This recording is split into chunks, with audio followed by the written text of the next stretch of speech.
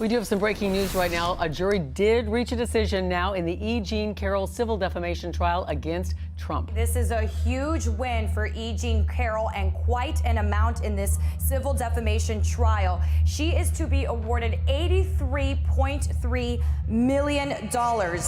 In the blink and you'll miss it world of social media, viral videos reign supreme, captivating and shocking audiences with equal fervor. They're the spark that ignites debates, sways opinions, and molds narratives. Recently, a video surfaced online claiming to capture a jaw-dropping encounter between former President Donald Trump and journalist E. Jean Carroll. It's like reality TV meets political drama with a sprinkle of conspiracy theory for flavor. This now deleted video alleges to spill the beans on the shocking assault incident between Trump and Carroll. What was in that video that made it disappear faster than a politician's promise after Election Day? Find out in this video. Assault video.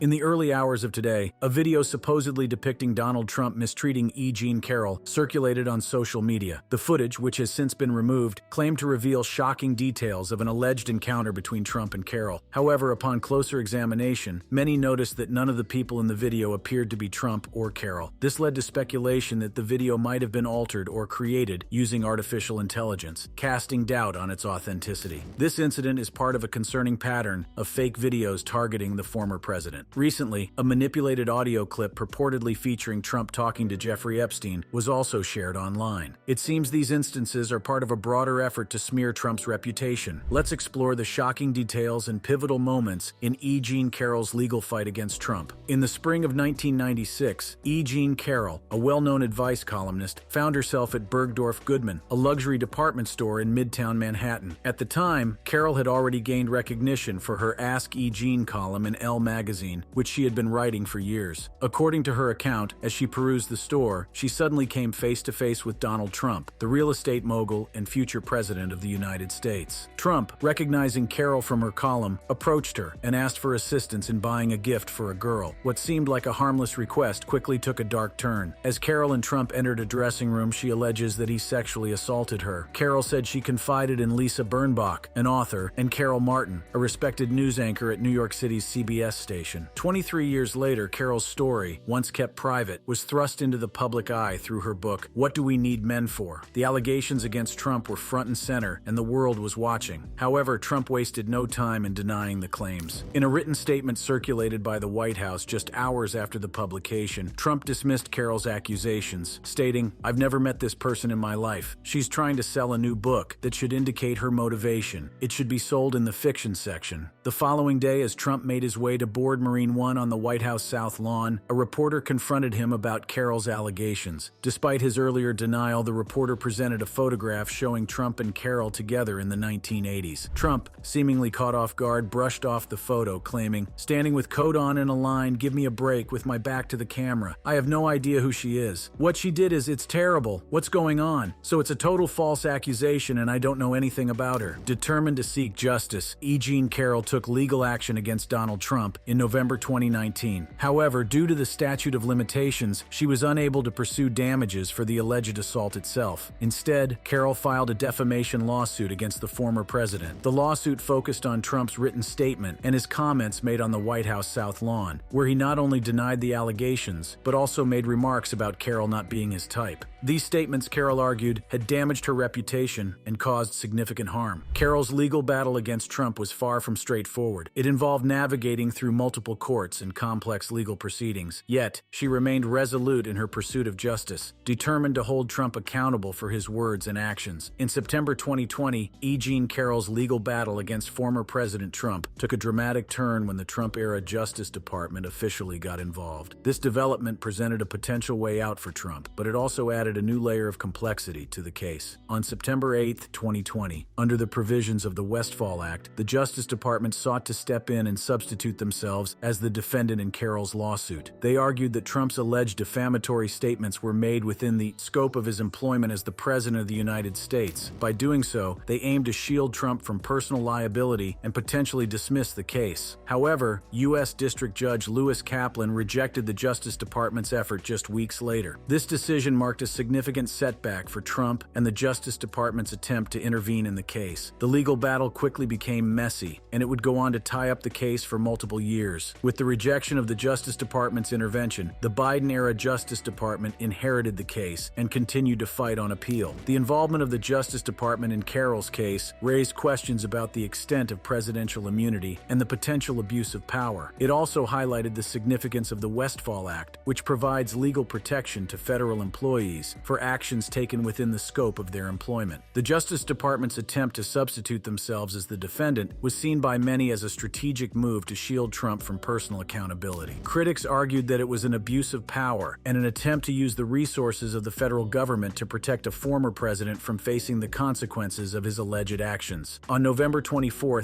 2022, New York enacted the Adult Survivors Act, a legislation aimed at reviving previously time-barred claims seeking civil damages for sexual misconduct. Taking advantage of this new law, Carrooll seized the opportunity and sued Trump for a second time on the same day. Unlike her first lawsuit, which focused on seeking damages for the alleged assault, this second lawsuit included a claim of defamation. Carrooll accused Trump of defaming her by denying her story in October 2022. It's important to note that the claims in this second lawsuit did not involve any alleged conduct by Trump while he was in office. This distinction allowed the case to move forward without the complications surrounding the Westfall Act issue that had arisen in the previous lawsuit. By filing a second lawsuit, Carrooll demonstrated her determination to seek justice and hold Trump accountable for his alleged actions. This move also showcased the impact of the #MeToo movement and the changing legal landscape surrounding sexual misconduct allegations. The second lawsuit marked a significant development in Carroll's legal fight against Trump. It not only expanded the scope of the allegations, but also presented an opportunity for Carrooll to seek additional damages and address Trump's denial of her story. The timing of the second lawsuit, just a month after the enactment of the Adult Survivors Act, was strategic. It allowed Carrooll to take advantage of the one-year look-back window provided by the legislation, giving her the opportunity to bring claims that were previously time-barred. In May 2023, the legal battle between E. Jean Carroll and former President Trump reached a pivotal moment as the case went to trial. On May 9, 2023, a federal jury in New York rendered its decision, finding Trump liable for sexual abuse. This verdict marked a significant victory for Carrooll in her pursuit of justice. The trial itself was a highly anticipated event, drawing intense media attention and public interest. Both Carrooll and Trump presented their respective cases, with Carrooll recounting her allegations of sexual assault and Trump denying any wrongdoing. During the trial, Carroll's legal team presented compelling evidence and witnesses to support her claims. They painted a vivid picture of the alleged assault and its impact on Carroll's life. The jury carefully considered the evidence, testimonies, and arguments presented by both sides before reaching their verdict. The jury's finding of Trump's liability for sexual abuse was a groundbreaking moment in Carroll's legal fight. It validated her allegations and provided a measure of vindication. In addition to the verdict on sexual abuse, Carrooll also won her defamation claim against Trump. The jury recognized the harm caused by Trump's denial of her story and held him accountable for the damage to her reputation. The damages awarded to Carrooll were substantial, totaling $5 million.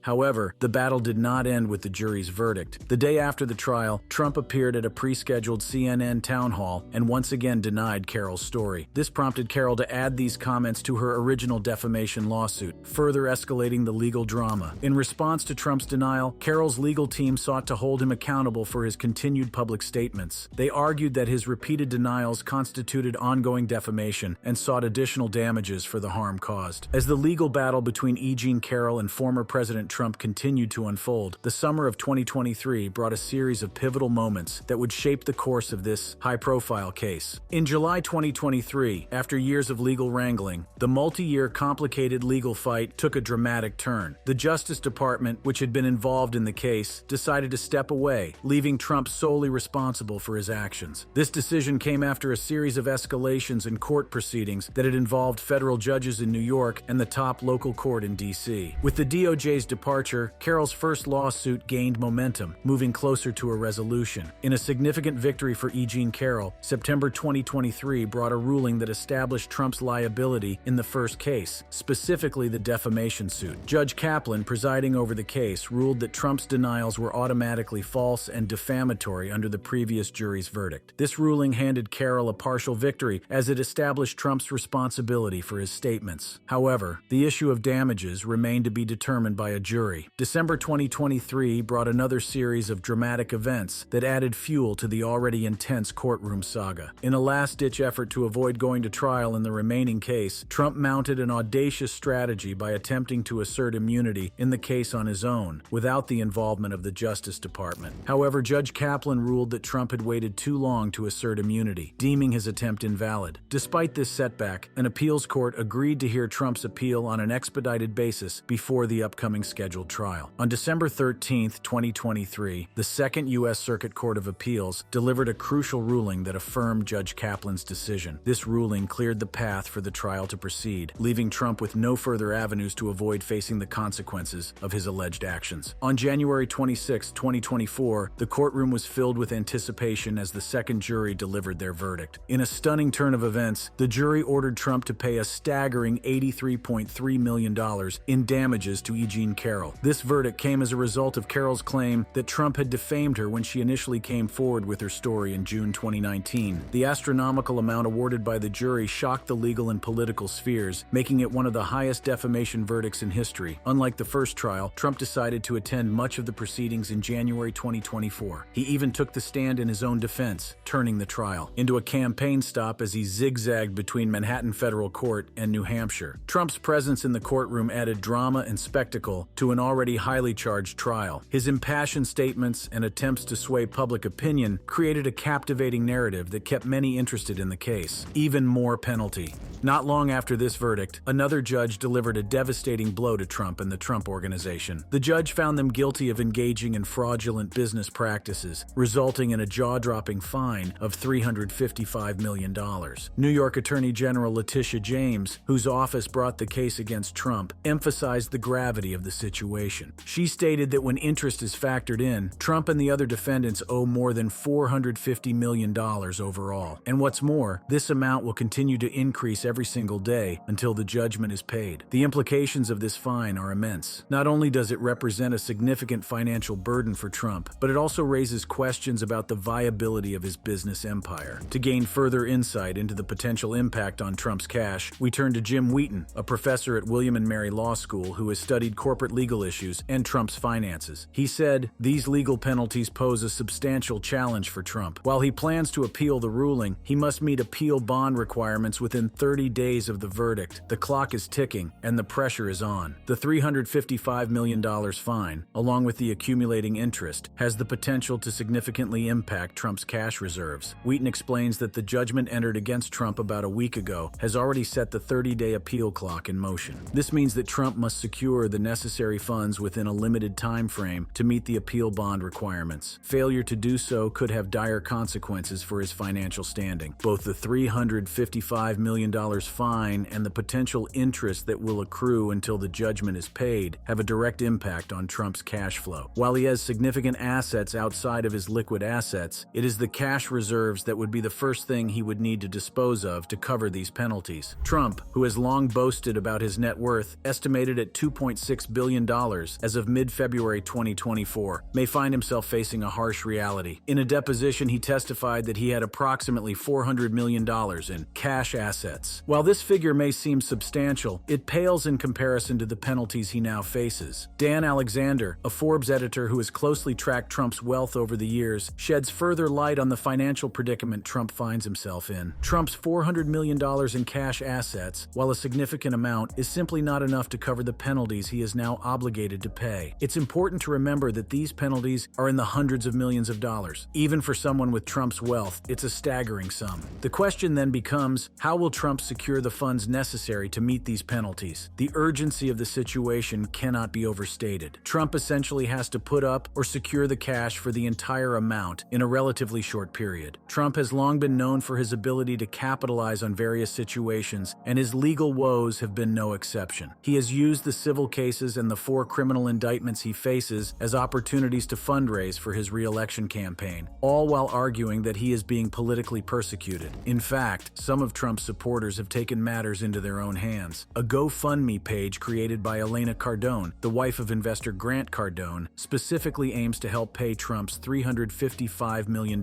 fraud judgment. While this fundraising effort may provide some relief, it is unlikely to cover the full extent of the penalties Trump faces. The reality is that he will need to explore other avenues to secure the necessary funds. In a surprising move, the day after the financial fraud verdict, Trump unveiled a line of golden high-top sneakers at a sneaker conference in in Philadelphia. These sneakers, known as the Never Surrender high-top sneaker, have been in the works for over a decade, according to Trump. They retail online for a whopping $399 a pair. It remains to be seen whether this novel approach to raising money will yield significant results. However, it is clear that Trump is exploring every possible avenue to secure the funds needed to meet his legal obligations. Complicating matters further, the judge in the fraud case has imposed 3 levels of restrictions on Trump's business practices. These restrictions include the continued oversight by an independent monitor, a former federal judge who has veto power over many Trump Organization actions. The judge has also required the Trump Organization to hire a new compliance officer. Additionally, the judge has temporarily banned Trump and his 2 eldest sons from leading their own businesses or applying for financing from any institution that does business in New York. These restrictions not only limit the potential sources of financing for the bond, but also hinder any additional financing for Trump's various ventures. However, don't forget that just weeks before the $355 million